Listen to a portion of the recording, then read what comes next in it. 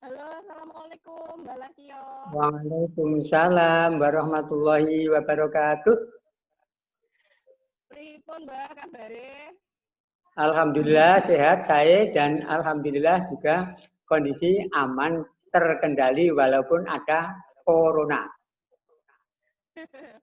Alhamdulillah. Mbak Lasio, matur nuwun sudah mau join. Kalih Ya, pun niki. Nggih. Nah, niki Esti mau tanya-tanya sama Mbak Lasio tentang gimana awalnya sih Mbak itu kok bisa fokus ke pembudidayaan pisang. ya. Ini pertama-tama karena pada pasca gempa di tahun 2006 yang lalu itu kan banyak orang yang termenung, juga banyak orang yang menganggur, tidak mempunyai pekerjaan yang bisa diandalkan. Nah, oleh karenanya saya bersama teman-teman kelompok tani dan matur atau menyampaikan sesuatu hal kepada Bapak Lurah Sidomulyo. Yang intinya yaitu Bapak Lurah Sidomulyo, ya Bapak Edi Murjito SPT itu merespon tentang usulan saya dengan permohonan bantuan bibit pisang. Nah, setelah melaksanakan permohonan direstui, maka kami mengajak para tetangga, teman maupun kelompok untuk berusaha berbudidaya pisang. Karena pisang adalah mudah ditanam, bibitnya juga murah, dan di lingkungan sekitar kita ada, boleh dikatakan, bibit pisang itu pada zaman Bapak Simbok, keluarga orang-orang tua, itu tidak ada jual beli tanaman pisang. Hanya dinaluk, hanya minta-minta untuk ditanam di tangkaran di wilayahnya masing-masing. Padahal ternyata hasil dari pisang cukup bagus dan cukup menggembirakan. Karena apa? Pisang itu bisa dikonsumsi kapan saja dan di mana saja. Misalkan masih muda bisa direbus atau digoreng. Yang sudah masak matang pohon bisa dibuat buah. Bila mau digoreng juga bisa, dibuat keriting bisa, saleh bisa, berbagai aneka olahan atau oleh orang yang terampil dalam pengolahan pisang bisa dijadikan produk unggulan yang ada di Bantul. Gitu. Dengan demikian ini berlanjut sampai sekarang. Pada tahun 2008 saya mendapatkan istilahnya proyek dari pusat yang namanya UPPMA. Yang dari UPPMA itu sendiri memberikan proyek itu tentang pelatihan pemberdayaan warga masyarakat. Nah, UPPMA sendiri itu adalah unit pelayanan pertanian atau pelatihan pertanian dari warga untuk warga atau dari petani untuk petani sendiri. Sehingga saya untuk mencapai tujuan yang maksimal pada saat pelaksanaan pelatihan itu mengundang di antara beberapa universitas, dinas pertanian, provinsi maupun kabupaten untuk memberikan pembelajaran mulai dari pembibitan sampai pasca panen, bahkan sampai pengolahan, sampai sertifikasi olahan itu, sehingga diarahkan untuk menjadi produsen olahan pisang. Sehingga pada tahun 2010 itu pembelajaran selesai. Dan dengan demikian atas inisiatif pemerintah Kabupaten Bantul, ini di tahun 2012 setelah pembelajarannya selesai, dan ternyata mendapat predikat di daerah istimewa Yogyakarta, di tahun 2012 itu juara nasional UPFMA saya ditimbali di Jakarta atau di Senayan atau di istilahnya di istana. Saya pernah ke istana karena itu dengan dalih bibit pisang. Nah, itu dengan dilaksanakan oleh kelompok UPFMA Sidomulyo.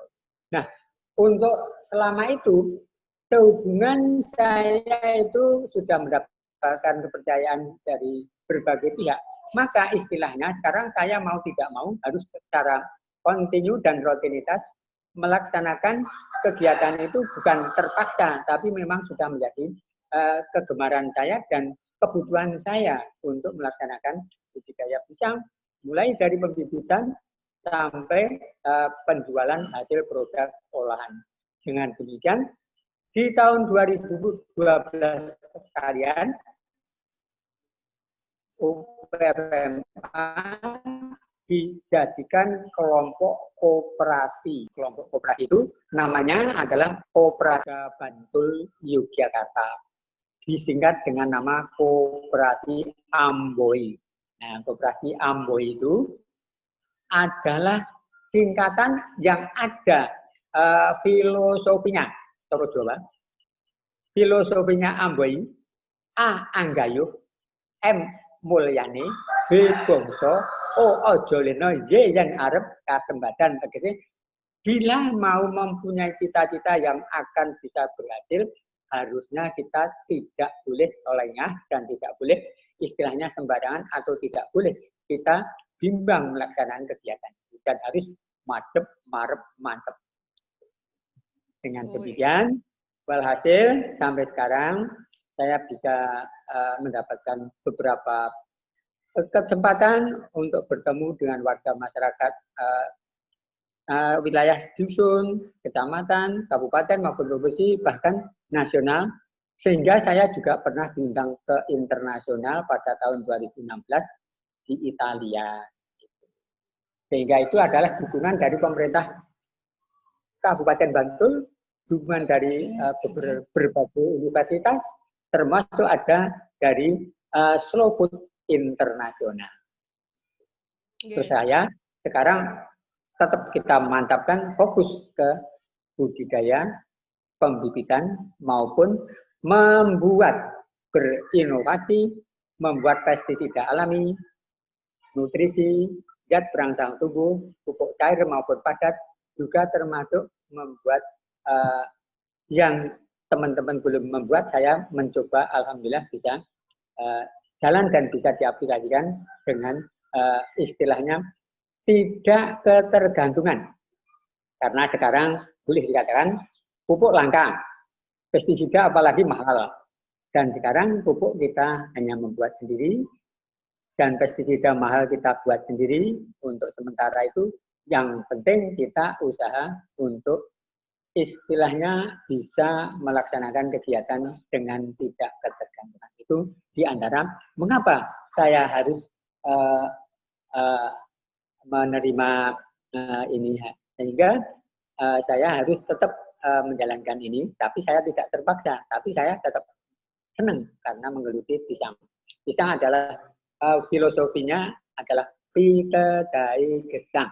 Nah, petunjuk hidup adalah budidaya tanaman pisang. Itu Mbak, yang saya lebih. Nggih. Mbah, waktu ke Italia tuh ngapain, Mbah? Istilahnya di sana seminar internasional, tapi intinya saya supaya menyampaikan sedikit materi yang sudah dibuat video atau film, sehingga di sana saya melihat film saya sendiri.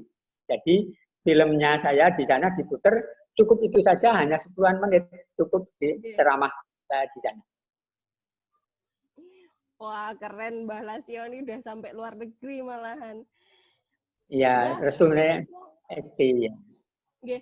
Mbah, itu yang Mbah budidayakan itu pisang apa saja sih? Mbah bisa cerita nggak? Bisa, ya. Kalau yang kami budidayakan, karena saya untuk persiapan pembibitan, maka saya mempunyai varietas pisang yang ada di tempat saya. Tetapi yang sangat laku untuk dijual, untuk pembibitan, hanya 5-6 varietas, yaitu ada Raja Bagus, Raja Bulu, Ambon Kuning, Ambon Hijau, Pojo, Poto Merah, ada termasuk pisang gabu, pisang kapendis, Mas Kirana, dan mas sebagainya. Raja Uber itu di lingkungan kita banyak. Itu Simbah tanam di kebun sendiri ya Mbah sekarang ya? Sekarang alhamdulillah saya bisa menyewa 2 lokasi, walaupun kecil-kecil. Dan yang sudah saya tanami sendiri 2 lokasi juga. Oke. Lalu kalau tadi Simbah kan cerita buat pupuk sendiri, itu gimana ceritanya Mbah kok sampai berinisiatif bikin pupuk sendiri itu kenapa? Ya, karena saya tidak ingin ketergantungan pupuk mahal. Terus yang utamanya untuk demi sedikit adalah memanfaatkan limbah lingkungan. Jadi di lingkungan Simbah itu tidak ada limbah sama sekali karena kita proses semuanya menjadi kelihatan menjijikkan, tapi ini adalah menjadi berkah atau menjadi ada faedahnya. Kalau sekarang kesibukannya Simbah apa? Masih terima Apanya? tamu, Mbah? Alhamdulillah sekarang banyak sekali. Malah sekarang boleh dikatakan pepatah tiada hari tanpa tamu. Ini banyak sekali tamu. Walaupun lockdown masih ada yang luput. Iya. Masih tetap berkebun ya Mbah walaupun pandemi? Iya, tetap berkebun. Ini tadi baru nyongkali bibit ini ya. Alhamdulillah kalau gitu. Nah, kalau untuk olahan pisang sendiri itu ada apa aja, Mbah? Ada tripeng pisang, rasa aneka ragam, ada keju, ada pun coklat, ada yang lain-lain, manis, gurih, ya. Terus sale, terus kue dodol, terus juga ada yang namanya nastar yang diolah menjadi kue. Itu beraneka ragam kue. Di anggota saya sudah bisa mengolah jenis yang dari pisang saja itu hampir 60 jenis olahan yang anggota koperasi. Jadi apa saja diolah saking ahlinya. Sampai kulitnya, kulit pisang juga diolah menjadi keripik kulit pisang dan maupun kerupuk kulit pisang, kerupuk dan keripik juga. Sehingga semuanya dari pisang itu bisa dimanfaatkan. Jantung pisang bisa direndang, bisa dibuat abon, dibuat gudeg sudah biasa. Itu jantungnya saja. Kalau pisangnya itu hampir 60 varian olahan itu.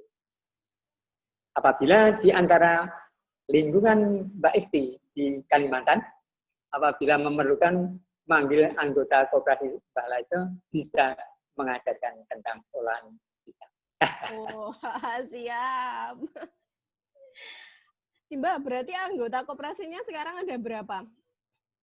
Hanya 33, tapi karena ini bukan istilahnya simpan pinjam, utamanya adalah produk olahan.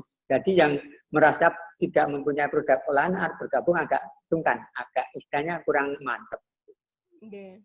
Sehingga kalau memang kita adakan simpan pinjam, anggota itu mudah mencari anggota. Okay.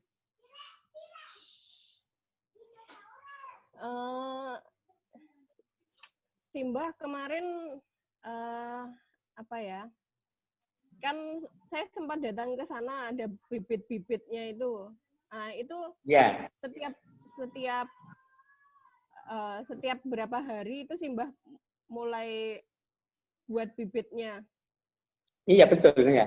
Pokoknya jangan sampai kehabisan atau stok habis itu jangan sampai. Tetap kita selalu usaha. Istilahnya kerja walaupun sudah tua, kita memberikan support kepada adik-adik atau anak-anaknya. Simbah yang paling unggul pisang apa sih Mbah?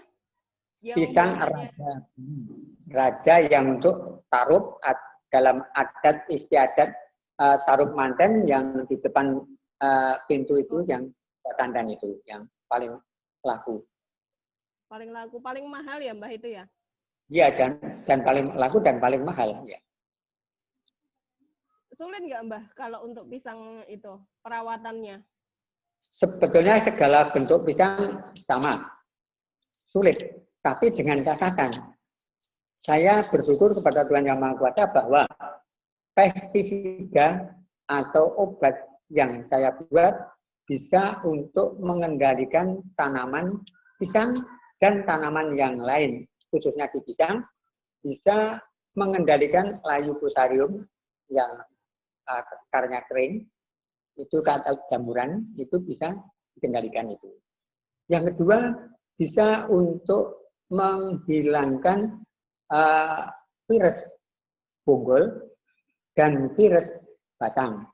Termasuk ada penyakit fitoplasma, itu yang bisa menyebabkan pisang itu berbuah, tapi rasanya nggak enak, dan kalau dibelah di pisangnya itu sendiri, di dalamnya ada kehitam-hitaman coklat, itu rasanya pahit. Dan itu walhasil saya bersyukur bisa untuk mengendalikan itu. Sehingga teman-teman dan dari lingkungan kita banyak yang kepingin membuat atau kepingin belajar tentang pembuatan pestisida alami itu. Dan yang tidak bisa ditangani untuk penyakit pisang adalah banjitop atau kerdil, itu sudah tidak bisa diobati dan tidak bisa diapa-apakan. Obatnya hanya dicangkul saja, dibongkar. Itu apa Mbah? Hama Penyakit, atau apa? Oh, penyakit. itu penyakit kerdil. Penyakit kerdil fitoplasma itu enggak, tapi yang moko atau banjitop itu yang harus dibongkar. Berarti harus dihilangkan ya kalau ada itu ya?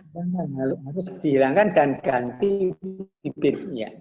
Kalau yang misalkan hanya pupusnya, hanya batangnya meletek atau layu sedikit, itu bisa disuntik. Yang disuntik bukan batangnya pisang, tapi tanahnya. Tanahnya disuntik di antara lingkaran batang pisang, itu disuntik dengan 2-3 titik, itu terus kita siram dengan pestisida. Suntikannya sudah tahu belum suntikan untuk tanah di pisang? Mbak Isti sudah pernah lihat belum?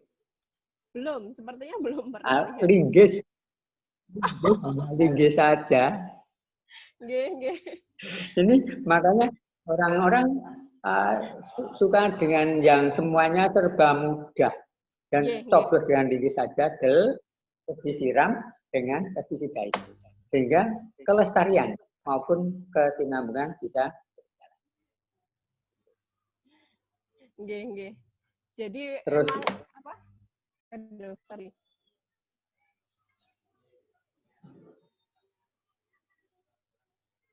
Jadi memang sederhana ya Mbak alat-alatnya kalau memang mau membudidayakan pisang.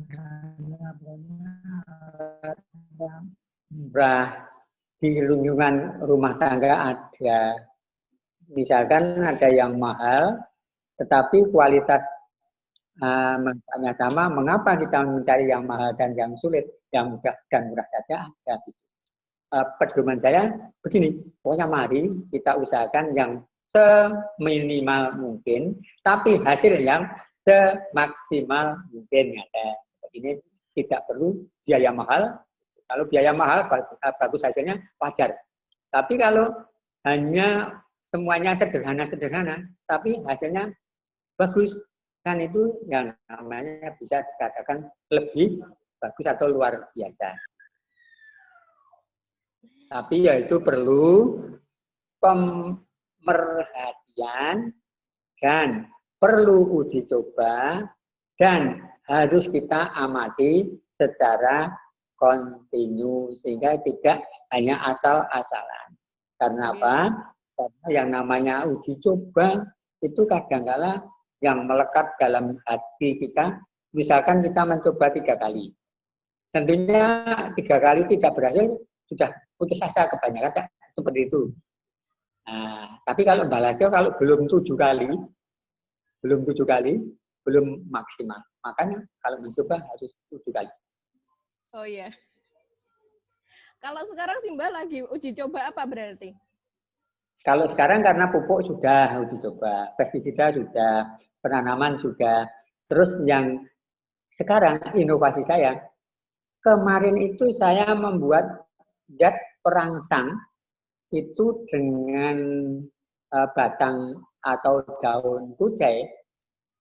Ternyata daun kucai itu enak, bisa dimakan dan bisa untuk memasak. Sudah pernah tahu itu daun kucai? Yang kayak daun bawang itu ya Mbak ya? Iya, kecil-kecil. Iya. Sehingga itu bisa kita gunakan untuk zat perangsang tumbuh akar. Sehingga kita tidak perlu membeli obat yang namanya perangsang tumbuh. Dan saya membuat sendiri. Dan sekarang inovasinya, kami menemukan selain kucai yang sama sekali tidak enak dan tidak dimanfaatkan oleh orang adalah bawangan yang dilihatkan di kebun-kebun itu bisa dicobakan sama kualitasnya untuk zat perangsang tubuh. Udah berhasil Mbak itu diuji cobakan di pisangnya sih Mbak? Alhamdulillah ini sudah dan banyak yang pesan untuk pestisidanya maupun nutrisinya, YPT-nya itu banyak yang pesan karena saya sarankan kalau membeli untuk cangkok mencangkok, untuk setek mencetek daripada membeli zat perangsang di toko, mencoba saja punya saya kalau memang cocok besok baru beli. Kalau tidak cocok tidak usah. Kita membuat sedikit saja untuk beberapa batang bisa kok itu. Iya. Si Mbah udah dapat pesanan dari mana aja Mbah selama ini? Alhamdulillah di Banjarmasin juga ada yang pesen tapi malah sampai sekarang belum diambil. Padahal sudah memberi DP atau uang muka 5 juta itu. 5 juta ditinggalkan saya. Itu sudah mulai bulan Agustus kemarin sampai sekarang belum diambil. Padahal bibitnya kalau sudah seperti itu kan sudah luar so, tapi nanti sewaktu-waktu beliau yang ngambil tak persiapkan. Hanya untuk nama. Berarti udah sampai luar kota ya? Ya, yang di Sumatera juga ada, walaupun di sana banyak bibit, tapi tidak istilahnya hanya berapa saja untuk dibawa ke rumahnya masing-masing. Yang banyak itu di Jeporo, Semarang, Klaten, Surabaya, termasuk Kuningan, Jakarta juga ada itu yang mengambil. Itu yang paling Kebumen, Kulonprogo, Sedang, padahal dekat di sana ada produsen bibit seperti itu. Yang penting mau ketemu Mbak Lasio. Nggih. Simbah, apalagi ya yang pengen ditanyakan. Kalau Simbah pernah dapat penghargaan apa aja untuk yang fokus di pisang ini? Ini alhamdulillah yang kemarin Adikarya Pangan Nusantara bisa, dan dari ketahanan pangan ya, dari Dinas Ketahanan Pangan Provinsi, dan ini istilahnya mempertahankan juara nasional Kabupaten Bantul 3 tahap berhasil untuk Kabupaten Bantul. Saya yang menjadi prakarsa.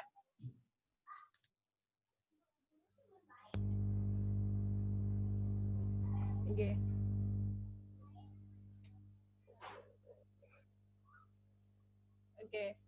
Simbah. Tapi ya Mbak. Halo. Nggih, halo. Halo, tapi gini, memang semua itu memang banyak kendala dan banyak kelemahan dan banyak kekurangan. Jadi walaupun sudah seperti itu kayaknya bagus, tapi kelemahan saya banyak sekali. Di antaranya saya tidak orang berpengalaman mengenai di bangku sekolah secara di fakultas tidak pernah. Saya sekolah saja cukup SD. SD itu S Dung. Ini terus yang selanjutnya saya yang sekarang ini sudah tua, Jadi saya senangnya ini banyak generasi muda-muda ini yang mau belajar di tempat Simbah, sehingga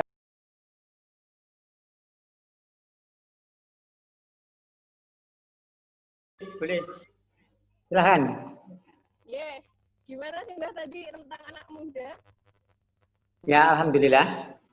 Sekarang mulai dari anak muda sekarang kepingin belajar dan kepingin bercocok tanam juga. Termasuk yang lebih hebatnya juga ini adalah para pensiunan pegawai negeri itu juga banyak yang terjun untuk memberikan contoh kepada generasi-generasi yang akan datang. Itu jangan sampai kita itu istilahnya malas-malasan tentang istilah Jawonya itu jangan sampai lahan itu tidur tidak ditanami apa-apa.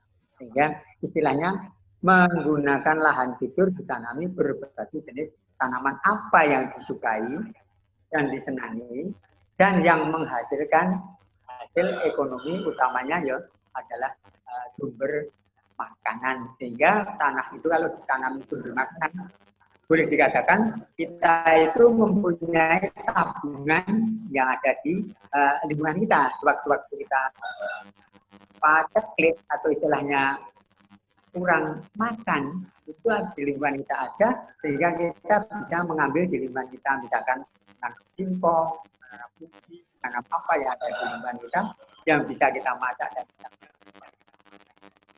ini adalah keuntungan dan kelebihan. Itu yang sudah pernah kita susun, kita memberikan teladan kepada yang ya, alhamdulillah yang muda pun tidak ya istilahnya tidak tinggal diam, langsung cancut tali untuk banyak. Setelah pemerintah itu membuka peluang petani milenial itu sekarang, masya Allah, sangat banyak yang antusias dan sangat banyak anak-anak yang menyadari bahwa petani bukan pekerjaan yang sangat remeh, bukan, tapi adalah mulia untuk petani.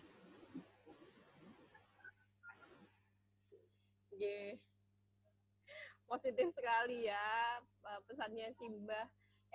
Mbah, Simbah Halo. kan udah banyak sekali nih pengalamannya di pisang, banyak juga penemuannya tentang pupuk. Nah, Simbah ada kepikiran nggak bikin buku gitu? Kepikiran ini juga membuat juga. Ini saya juga menyiapkan pembuatan pupuk, pestisida, nutrisi maupun zat perangsang sudah istilahnya kita jual, dan kita jual dengan door to door, dengan tamu-tamu yang datang itu malah sama kepingin membeli.